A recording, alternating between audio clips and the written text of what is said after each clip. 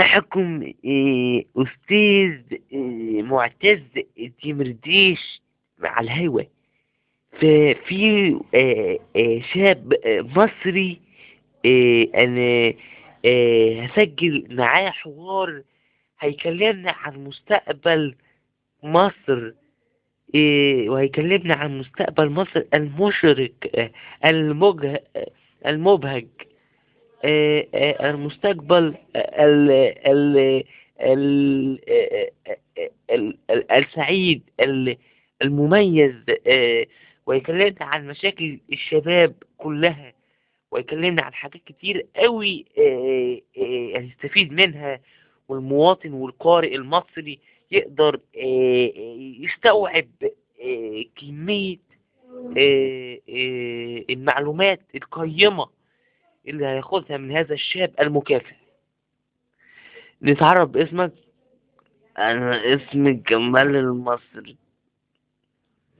بسم الله ما شاء الله عليك، يعني كمان اسمك كمال المصري، يعني مصريتك في اسمك. بسم الله ما شاء الله عليك.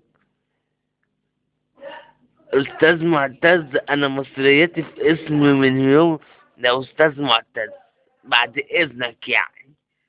اه حكيم، انا خربان اهو يا استاذ معتز، والدنيا غلت اهو، بعيد عنك يا استاذ معتز، والحشيش غلى اهو يا معتز. معتز حاف كده. ده انت حتى شاب مصري، المفروض تقدر ان في مقام والدك. لا يا استاذ معتز، ما انا بقول لوالدك كده برضه يا استاذ معتز، وبعمل معاه الدنيا يا استاذ معتز، يعني بصراحة يعني. بتقول لوالدك كده؟ دي حاجة يعني بشعة ان انسان. بقول لك إيه، بلا انسان بلا حيوان. انا دلوقتي البرشام غلي قوي يا استاذ معتز، انت لازم تتصرف وتحل المشكله دي يا استاذ معتز، بدل الكلام الفاضي اللي بتقوله. لا يا استاذ معتز، احنا بنضيع يا استاذ معتز، الناس بتضحك علينا يا استاذ معتز، ويبيعوا لنا الحشيش غالي يا استاذ معتز. دلوقتي يا استاذ معتز مش كلها حاجة نشمها يا استاذ معتز، احنا في ازمة حقيقية يا استاذ معتز، احنا في ازمة حقيقية يا راجل، احنا في ازمة بمنتهى منتهى الحاجات اللي انت بتقولها دي يا استاذ معتز.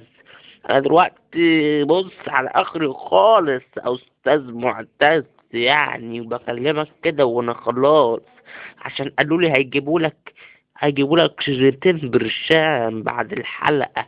انا ساكت بس عشان عايز اعمل سبوبة معاك يا استاذ معتز، مش عشان تشيرني يا استاذ معتز على الفيس.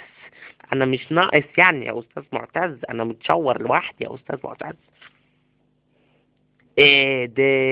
ده انت يعني بتقول كلام في منتهى القذارة، ان هو يظهر على قناة من قنوات التلفزيون المصري المحترم.